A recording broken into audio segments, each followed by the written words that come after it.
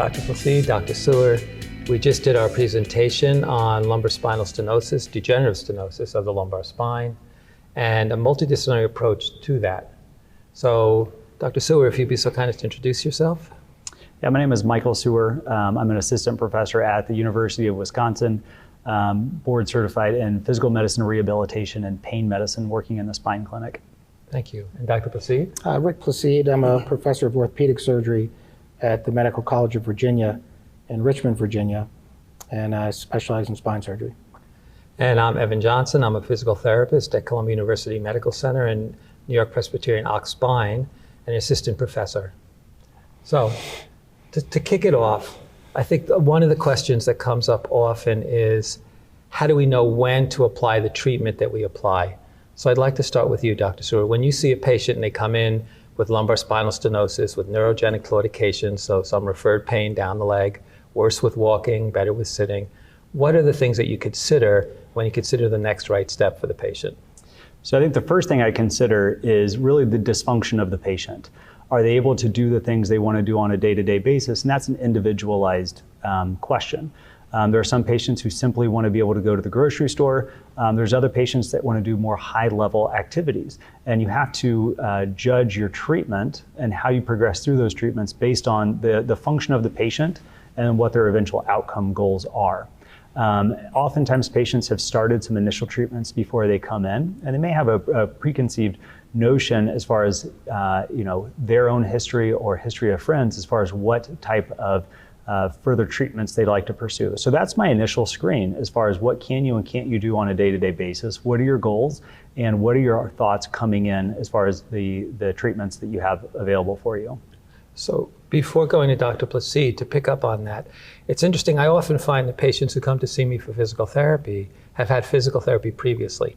And it's a broad net that we throw out for physical therapy. Are there questions you ask regarding the previous conservative care before referring a patient out, either to surgery, considering an intervention, or other procedure? Yeah, I think the biggest question is, when did you have physical therapy, and was it for the same condition? Oftentimes I'll say, has physical therapy worked in the past? And they'll say no. I say, well, did you do it for your back? No, I did it for my shoulder. Okay, well, we need to have a little reset at that point and discuss, have you actually done those more conservative treatments for your back? And is your thought that they haven't worked based on physical therapy from previous injuries or other areas? Or have you actually had spine physical therapy? And if it is spine PT, what were they treating? The simplest way for me to break that down, because patients often don't know exactly the name of the treatment they were doing, but I'll ask them, were they working on flexion things? We were trying to bend forward. Were they working on extension? We were trying to work backward. And I'll ask some general questions as far as the physical therapy exercises they were prescribed and how that affected their pain, if it did affect it at all. Interesting. So Dr. Placide, in many instances, the patient will show up at the surgeon's office before they've had conservative care or they've had minimal conservative care. You have the advantage of both having been in physical therapy and then going on to become an orthopedic surgeon. What are your considerations when a patient comes in the door? How do you decide how to refer that or triage that patient on, or whether they should come to you for surgery? Right, so it depends, as has been mentioned, the initial patient evaluation, their assessment, the severity of the symptoms, the physical exam, also having a discussion if they've had minimal care before, or if they've had no treatment.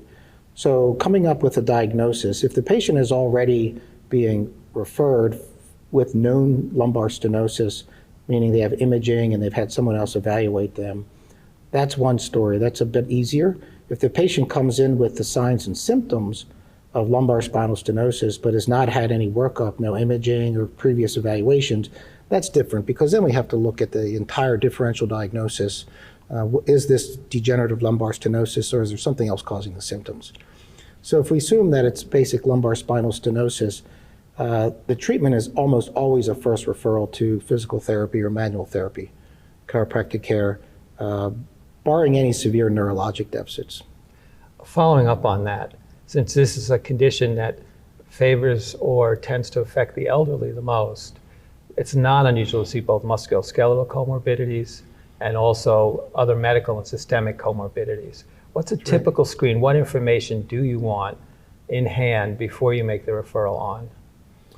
So the medical comorbidities again, if we're thinking about a referral for physical therapy or chiropractic care, that probably won't affect that decision very much.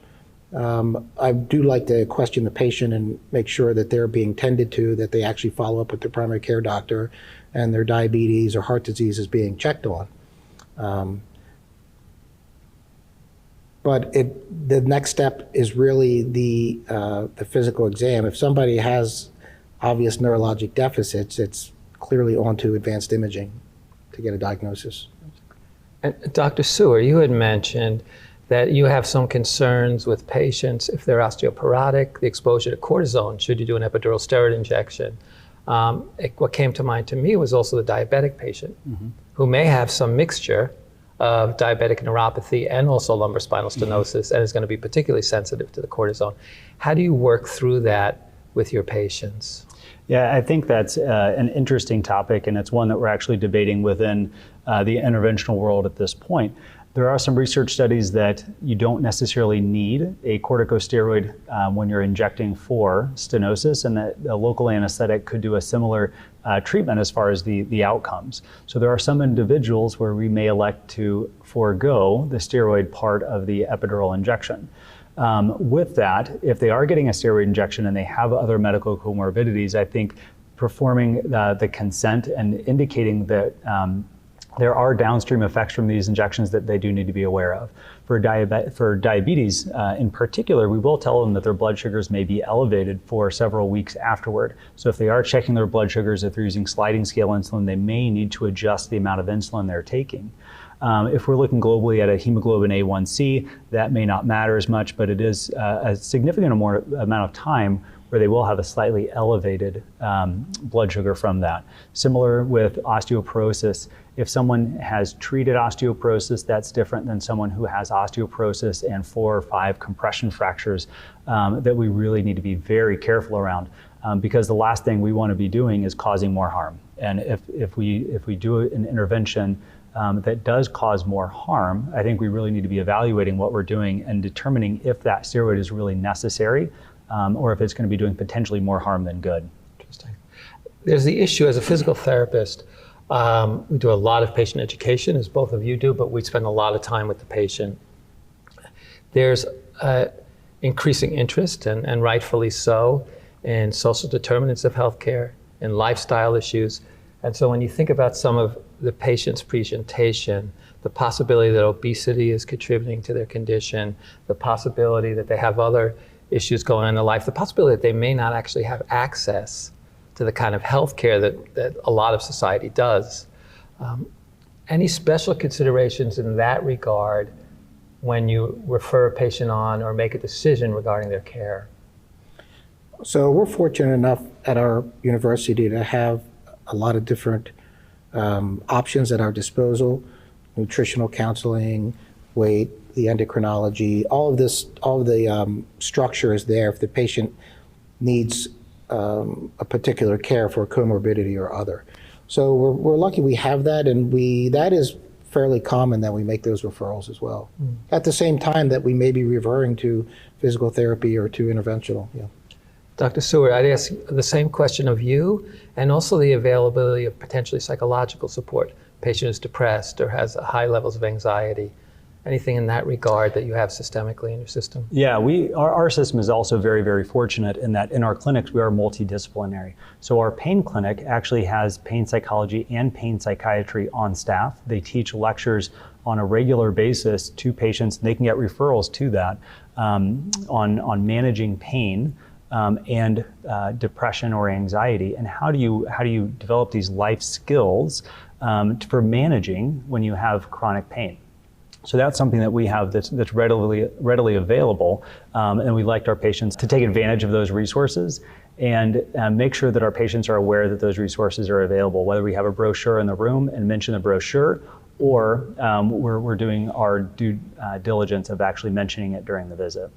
It's an interesting, the point of patient education, the point of the post-treatment. Mm-hmm. So we're often in a position as physical therapists that we see the patient after their injection, maybe depending on the physician, maybe 72 hours after or a week after, or post-operatively.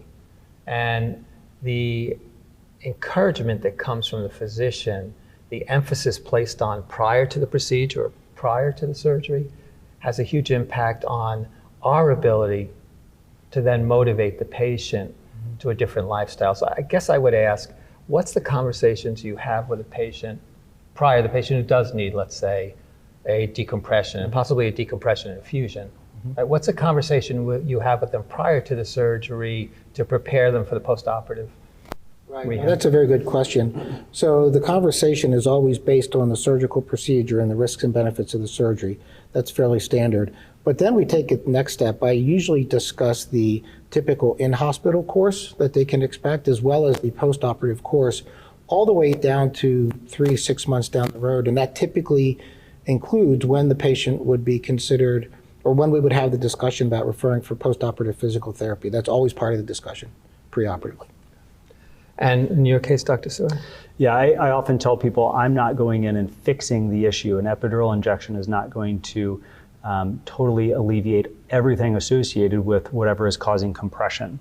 Oftentimes what I'll tell patients is that the injection is utilized to help reduce pain, improve function, so that you can return to physical therapy and take advantage of those times where you're feeling really good to get your back more stability, better support, potentially more flexibility. So when that injection inevitably wears off, hopefully you're in a better spot from a strength and flexibility standpoint. I think it would be nice to bring up one more topic. So we spoke about the comorbidities in terms of their medical system. We've often spoken in the past about regional interdependence. So many of these patients who come in with lumbar spinal stenosis, degenerative stenosis specifically, have either hip osteoarthritis, knee osteoarthritis, a history of other injuries that then impact their ability to change a lifestyle, to participate actively in rehabilitation. When you look at your patient and you consider them in that light, how do you prioritize their needs relative to a potential surgery? Right, so it depends on, again, their presentation, the symptoms, the severity. If it's completely altering their activities of daily living, you become more aggressive quickly, but that's typically not the case. Usually it's still, for me, as the first referral is to physical therapy. And any of the other disciplines that may be impactful. I've found some patients, not everyone has the access, but even aquatic therapy or aquatic water aerobics, they unweight those limbs that are so crippled, and I think that helps in conjunction with the other therapies we've discussed. Yeah, I find that very useful often as well. It's hard to get the resources in place. Sometimes they can go take a class at the local Y or something like that. And Dr. Suer, do you have anything to add to that? Yeah, the only time I want to say skip steps, so if I were to skip physical therapy, chiropractic care, would be the patients that come in for an acute pain and have the inability to even perform daily activities. And I walk into the room, they're laying on the table because they can't even move their back at all. In those instances, I would say that I may jump straight to an injection or to a medication and then circle back around to the more conservative treatments. And aquatic therapy is one that I love, even in that scenario when you unweight the spine for someone who has a really difficult time moving. But again, it's an access issue. And cold water is very different than warm water when someone has back pain and their muscles are locked down trying to protect their low back. Warm water seems to work much better. In deference to some of the newer research, I would just like to bring up this idea of treating a neighboring region that maybe is affecting the function of the spine or causing a neurogenic claudication, right? Or adding to a neurogenic claudication because of stiffness in the hips, right? Or a hip flexor contracture. We touched on that today. Right. So I just want to bring that up because I think it's not commonly, not necessarily commonly practiced, and yet there's mounting research to support it. Do you find in the climate that both of you practice in, do you find that the referrals that you make to physical therapy, to chiropractors, to other conservative care clinicians, that they're able to do that and they have the time, they have the thought process, that it's something that you see? Yeah, once again, we're very fortunate to have some excellent therapists in our area in Richmond, Virginia, and it wouldn't necessarily be a lumbar spinal stenosis referral. If the patient has hip arthritis, that's going to be addressed as well as, again, an adjacent body segment as you talk about. If the hip is very severe, sometimes it's not unreasonable to have one of my joint replacement colleagues see the patient as well. And then referral to interventional for differential injections. Indeed. And we really didn't touch on that. I think maybe that's a nice place to sum this up. In terms of differential diagnosis and your role as somebody who can affect differential diagnosis and then help determine the course of treatment going forward. How do you see that role and how do you perform it? It's a large question. Yeah, large question. I think for me, the primary way to answer that question is I need to find the underlying primary diagnosis. We see this very commonly with lumbar stenosis, who someone has the forward lean at the waist. All of a sudden their back muscles are working tighter, their SI joints may have some dysfunction, the gluteus medius muscles are tight, and that leads to greater trochanteric bursitis, leads to hip tightness. And if we go in and only address, say, the SI joint dysfunction, and we even do a great SI joint injection, the patient may only be better for a week or two because we didn't treat the underlying issue. And I think that's one thing that's very difficult when talking to patients is that all of this is connected. An issue in one spot in your spine is going to lead to several downstream effects. And I view my goal in that realm is finding the underlying source of the pain so we can address that. And then oftentimes using physical therapy and other modalities to address the secondary issues. There are times, however, when we do an epidural injection, for instance, for stenosis, and they come back in 6 weeks later and they're still having SI joint dysfunction. They have multiple positive SI joint maneuvers, but they're standing more upright. And at that point, I may look at it and say, well, maybe the stenosis is better, but we still have these secondary things that are not getting better despite conservative management. Is there something else we can do from an interventional standpoint to help address these secondary causes of pain? So ultimately, whatever box we create, we'll have patients who don't fit in the box and who have unique needs, yes? Yeah. So I think all of us can say that we really strongly advocate for a multidisciplinary approach. I've gained so much from the ability to work with surgeons, with rehab medicine physicians, with chiropractors, that I think it's just, it offers the patients many things. Agreed. Well, thank you both. And, I look forward to future platforms. Thank you.